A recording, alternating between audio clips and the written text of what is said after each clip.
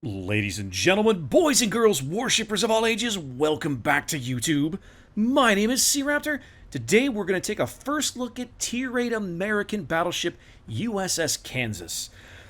Wargaming has recently announced an upcoming split to the American battleship line, and nobody really was expecting this. I think there's been a lot of rumors, a lot of maybe discussion about the possibility for a number of years. A lot of folks, I know No Zoop for You in particular, fellow North American community contributor, has been advocating for like a battleship split in the American line that would kind of mimic the play of USS Massachusetts and USS Georgia and maybe USS Ohio to a lesser extent, kind of that secondary brawly focus to the American battleships.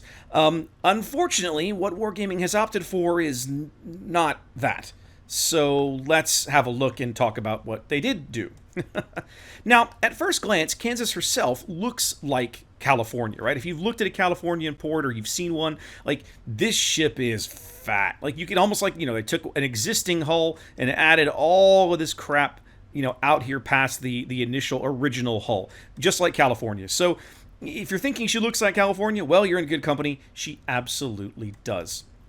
Now, hit pool, start off, of course, like we do looking at survivability. Hit points, 67,000. Pretty average for the tier, pretty typical. It's a touch more than North Carolina, who has 66,000, but that's it, nothing fancy to write home about here. You have to peel away a lot of armor layers to find Kansas's Citadel spaces on this layout. Let me show you. There. That is the Citadel, okay? They had to add icons to the armor layout viewer to cover off California, and it's a good thing because they needed them for this ship as well. Her belt armor, wrong button, that button. Her belt armor is pretty robust there, 343 millimeters. I'd say this is probably above average for the tier. The belt armor in this ship is actually classified as casemate armor, believe it or not, just because of how the viewer works. And her Citadel is fully submerged. You can kind of get a sense of it here, right? Here's the Citadel, and yeah, I mean, it's below the waterline. So that's nice. Landing Citadels against this ship should be pretty tough. That probably explains some of what you're going to find in the rest of her armor scheme, okay? Which is she is covered in 32 millimeter plating. All the upper works, the bow, the deck, what I would consider to be the casemate armor here, but what they're calling the auxiliary room armor, all of this is 32 millimeters. Now that means that enemy heavy cruisers and IFHE light cruisers will have no trouble at all landing full pins on this ship with HE shells all day long. And for a ship that's this slow, that is really bad news. And we're going to talk about that more in a minute. Now, one other thing about all this extra stuff is that it gives her a pretty robust torpedo protection module here. You see 40%. Now, that's double of North Carolina, which is 19%, and well above average for the tier. Now, it's not best in tier. Best in tier is still the South Dakotas we have in the game, USS Massachusetts and USS Alabama, but 40% is pretty respectable. Now, all that torpedo protection is a good thing because her maneuverability is rubbish. At least on paper, it does not look promising. These new American battleships seem to be carrying the tradition of the fat and slow American standard all the way up to the top of the line. Old school, it kind of petered out after USS Colorado at Tier 7, which has a top speed of, I think, 21 or 22 knots. Once you got to North Carolina, it went to 27, and then, of course, 27 and a half. And then once you got to Iowa, it went all the way up to 33. And it was like, okay, good, now that I got some speed to play with, all right. There are simply no words for me to express how much I personally despise this concept. This is a personal thing. I've always hated the American standard battleships because it just takes forever to get anywhere.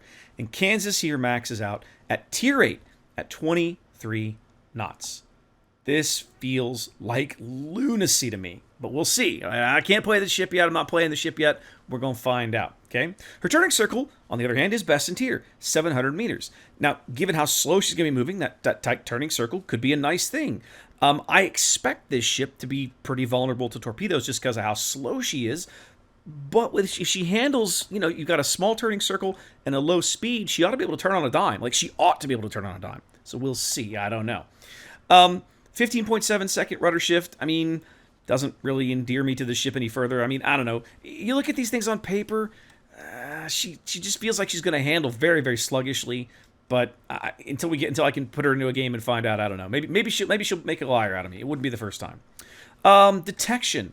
16.6 base concealment is definitely above average. A full stealth rig Kansas will clock in around 14.5 kilometers. It's nothing to write home about. It's not worse than tier. It's not best in tier. I'd say it's below, like it's above average, right? Like a lot of tier 8 battleships clock in the 12 and change, low 13s, and she's solidly mid 14, which of course is not as bad as say Amagi, but is not great.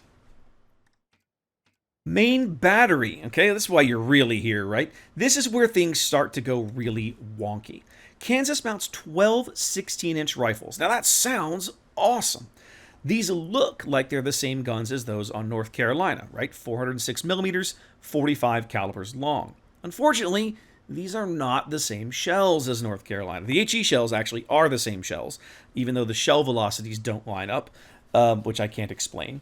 The AP shells are different. You see there it's a 406 millimeter AP Mark V on USS North Carolina. That's a 406 millimeter AP Mark VIII. It's the same shell that North Carolina, Massachusetts, and Alabama all fire. Now, the shell damage on these is the big reason I'm sure that they've cut these down. The shell velocity on these, for starters, is slower than the other ships, a little slower. But that max damage, you see there, 12,400. All the other American Tier 8 battleships, they max out at 13,100 on that shell. Okay, fine. Ostensibly, that's to make up for the fact that Kansas is throwing more shells downrange. So, as kind of a balancing measure, you lower the top-end damage that each shell does to kind of help balance the ledger, right? All right, well, maybe it does, but it doesn't end there. Look at her reload speed. You see it right there on screen. It takes Kansas's guns 40 seconds to reload. That's right, she reloads 33% slower than North Carolina. When you combine that lower AP shell damage with the significantly worse reload, Kansas actually has a lower AP damage per minute, like maximum AP damage per minute number, than North Carolina. I'm sorry, what? So the ship is slower, fatter, with less damage potential? What? All right, and to top it all off, we're not done yet. To top it all off, Kansas's accuracy is worse than North Carolina. Her range is a little shorter, her dispersion ellipse is larger, and her sigma is lower. So she throws more shells into a larger ellipse that are less likely to cluster towards the center of the pattern. And she cycles her guns slower than North Carolina. I do not see the attraction to this concept, guys. For someone who already doesn't play a lot of Battleship, who doesn't particularly enjoy a lot of Battleship, why would I ever reach for this thing? I don't know. I'm not getting it. I don't know where they're going here. Secondaries. Kansas secondaries are 8 of the now familiar dual-purpose 5-inch 38s. She mounts 4 of these on each side with a base range of 5 kilometers. There's nothing special here. These are dual-purpose. They'll add to her AA, and you know the drill here, guys. It's an American battleship. It's got 5-inch 38s on it. We're done here. A high-tier American battleship, I should say. Okay? As befitting an American battleship, her AA battery is pretty robust. It's not best in tier, but it's well above average. Her outer aura comes courtesy of the aforementioned 5-inch 38s, while her mid-range aura is definitely a case of in the Bofors we trust.